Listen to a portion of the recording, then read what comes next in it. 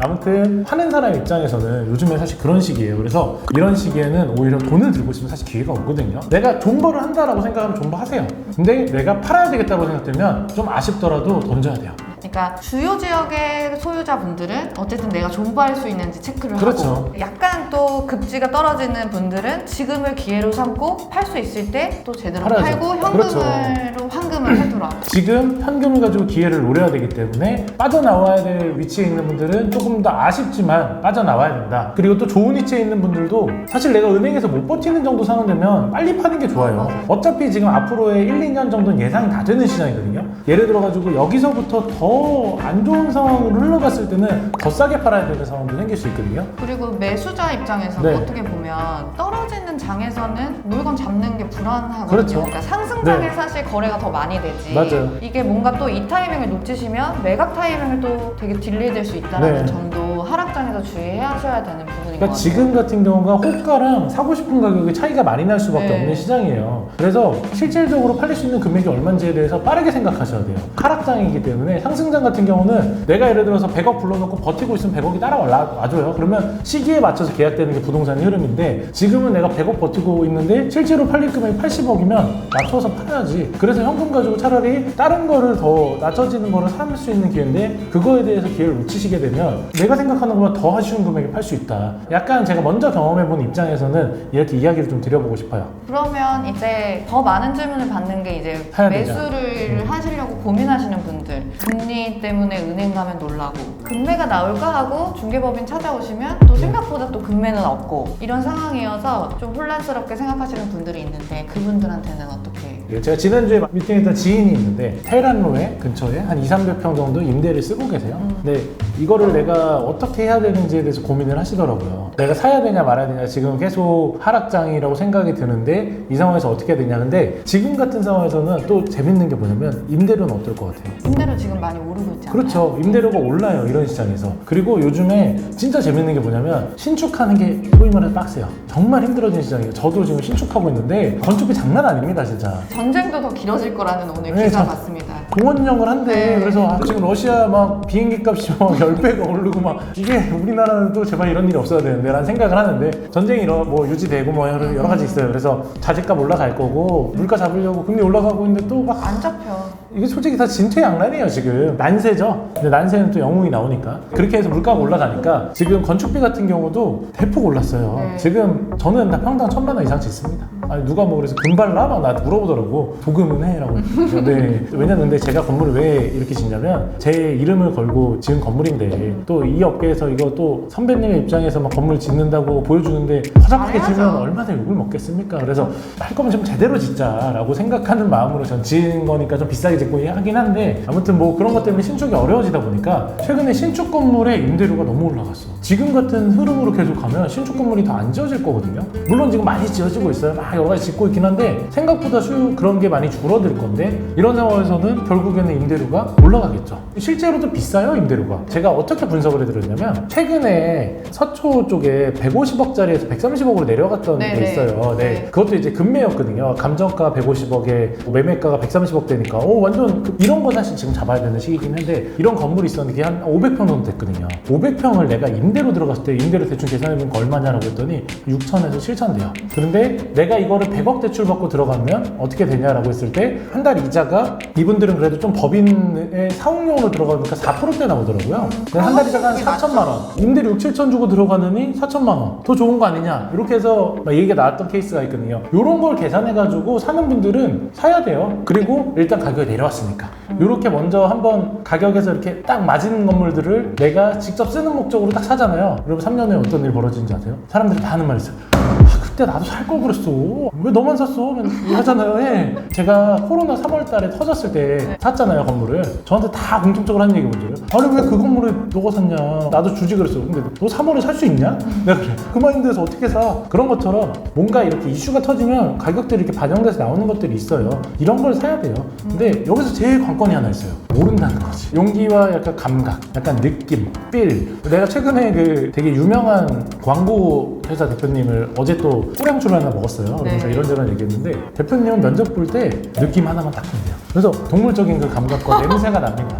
이렇게 말하면 사짜라고 하는데 실제로 뭐 사실 제 주변에 있는 분들이 다들 잘 되셨죠. 어제 제가 요즘 골프를 자주 치는 형 중에 한 명 있는데 회사를 되게 탄탄하게 하고 있어요. 근데 2년 전에 사옥을 샀거든요. 90억대의 사옥을 샀는데 지금 딜하고 있는 게 150억대예요. 이런 감각이 있어요. 근데 뭐 장이 좋으니까 오르지 않았냐라고 하긴 하지만 그분도 사야 됐던 상황이었거든. 그 형도 그러고 보니까 코로나 때 샀어. 2020년 3, 4, 5월 정도는 지금보다 더 심했잖아. 모든 게 망하는 줄 알았잖아. 그 시장에서 사실 움직였었던 분이긴 한데 지금 같은 시기에는 사는 사람들 같은 경우는 똑똑해져야 돼요. 그래서 내가 사실 경험들만 있으면 다 알 수 있거든요. 이거 사도 되겠다 아니다 이런 생각들이 있는데 그런 거에 대해서 조금 감각을 키워서 지금 같은 시기가 사실 사기 좋은 시장이에요. 그런데 지금 같은 시기에 이상한 것들이 있고 요즘에 그런 게 많다고 하더라고. 무슨 공동투자를 강의를 해가지고 공동투자를 모아가지고 1억씩 10명 만들어가지고 뭐 뭘 사고 뭐 최근에 뭐 노년도에 뭘 샀고 이런 얘기를 하더라고요.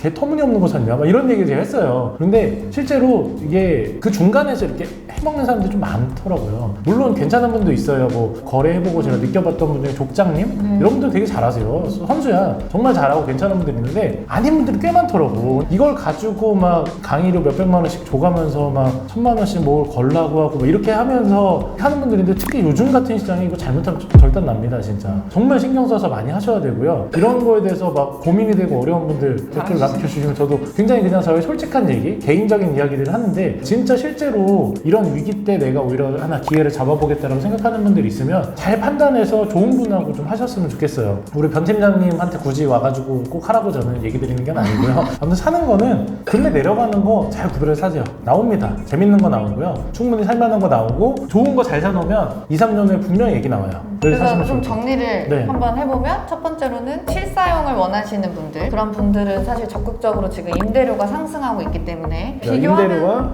이자를 비교해서 괜찮네 네. 라고 생각을 해서 그렇게 그래서 적극적으로 또 움직이시는 방법들이 있고 투자를 원하시는 분들은 금매를 잘 판별할 수 있는 그런 눈을 가져야 되는 거죠. 그러니까 딱 그거예요. 시세보단 10억이 싸게 나왔어요. 그러면 그걸 사면 돼요. 근데 저 거기서 딱 궁금한 게 손님들께서 어떠시냐면 이거 금매로 뭐 10억 저렴하게 나왔습니다 라고 하면 더 내려갈 거라고 기대하시는 거예요. 그러니까 그거는 사람 선택인 거예요. 얘네 주식이랑 똑같아. 더 내려가는 사람이 잡느냐 아니면 못 잡느냐 이거 싸움이에요. 그러니까 금매를 잡을 수 있는 게 말씀하신 대로 실력이죠. 진짜 실력인 것 같아요. 실력이에요. 네. 버티면 이기기 때문에 그 정도만 생각하고 감안해서 가면 답은 나와요. 요즘 같은 경우는 오히려 사실 지금 굉장히 답안지가 정해져 있어요. 2년 후, 3년 후에 대충 그림이 그려져 있기 때문에 그것만 감안해서 가시면 돼요. 그럼에도 불구하고 어쨌든 신중하게 비교하고 판단해서 가셔야 된다라는 점. 주식 같은 경우도 지금 솔직히 아무나 해볼까 해서 들어가고 코인 아무나 해볼까 해서 들어가면 진짜 기부잖아요. 네. 그렇게 하느니 차라리 연말연시 따뜻한데 구세군에다가 기술을 하시는 게 낫고 그래서 2, 3년 후에 3, 4년 후에 시장 예상에 대해서 뭐 그럼 그때 가면 분명히 존버하면 오르냐? 오릅니다. 저도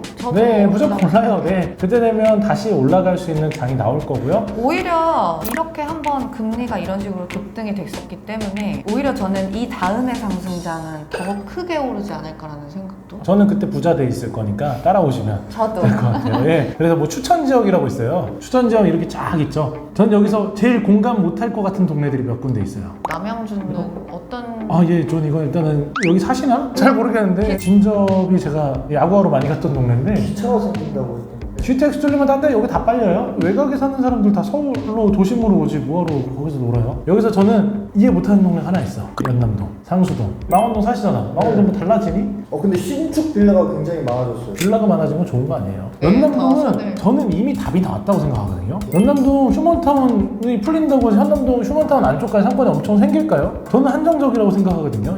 근데 이것도 또 되게 개인적인 의견이라서 연남동 과연 더 상승할 거냐 안 할 거냐 하는데 저는 개인적으로는 연남동이 이미 가운데 그 메인길 있잖아요. 그 네, 이렇게 넓은 2차선 도로 그 라인 북쪽으로는 상권의 한계성이 명확하게 보였다고 생각하거든요. 남쪽은 굉장히 좋은 상권이 유지가 되는데 북쪽으로 상권이 가기에는 실제로 사람들이 그 옷까지 확 올라갈까? 부정적이긴 해요. 근데 이제 로데오와 이태원 이런 데가 얼마나 갈 거냐고 했을 때 저는 로데오랑 이태원 생각보다 잘 갈 것 같아요. 로데오 이제 꼭대기 아니냐라고 하는데 생각보다 로데오 요즘에 더 많이 들어와요. 이태원은 뭐 말할 것도 없죠. 가로수길 어떻게 될 거냐 이거 물어본 사람들 많아요. 가로수길 회복은 할 것 같은데 시기가 문제인 것 같아요. 생각보다 왜냐면 가로수길이 지금같이 약간 침체되는 것처럼 보이는 시기에 조금 더 임대인들이 임대가나 이런 게 조정이 있어서 업체들이 좀 들어와서 자리를 잡으면 가로수길 다시 부활할 수 있을 것 같은데 이거는 가로수길에 가지고 있는 임대인들의 역할에 따라 달렸다고 생각합니다. 가로수길 지금도 들어오고 싶어하는 업장들이나 임차인들 너무 많고요. 너무 임대료가 높아요. 그런 것 때문에 약간 좀 생각하는 임대료들 가로수길 전성기를 생각하다 보니까 그 임대인들이 약간 그런 반응들을 보이는데 조금 조절을 해서 조금 더 가로수길을 살린 다음에 다시 이렇게 뭔가 움직여보자라고 생각하는 임대인의 마인드가 있다고 하면 가로수길은 조금 부활하지 않을까. 여기 있는 지역들의 공통점이 다 그거예요. 그냥 도심지, 중심지, 주요지라고 얘기를 하는데 지금 같은 시기는 딱 단순합니다. 그래서 주요지에 내가 들어가서 메인도로나 좋은 지역들 이런 데에다가 투자를 할 수 있는, 왜냐하면 나중에 다시 상승할 때 내가 어차피 못 사거든. 지금이라도 내가 선점할 수 있는 기회라고 생각은 들고요. 그리고 그게 아니더라도 주요지가 아닌데 정말 핵심인 건물들이 있어. 무슨 어디 역 바로 문 앞에 막 메디컬로 막 쌓여 있고 막 누가 봐도 막 변하지 않을 건물들, 이런 건물들, 이런 거 사야죠. 그 다음에 오히려 조금 더 내가 그동안에 비싸서 못 샀던 거를 살 수 있는 기회가 올 수 있다. 또 이제 더 여기서 저희가 또 개인적인 사실 오늘 의견들을 많이 드렸고, 이게 아까 전에 말씀하신 것처럼 나중에 또 어떤 평가를 받을까, 사실 이런 거에 대한 두려움 조금은 있는데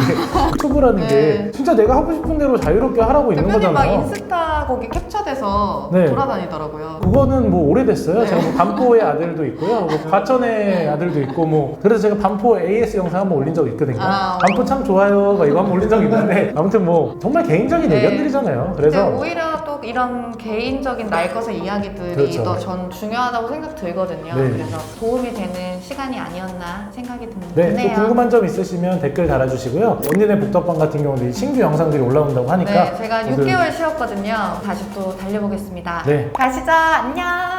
안녕.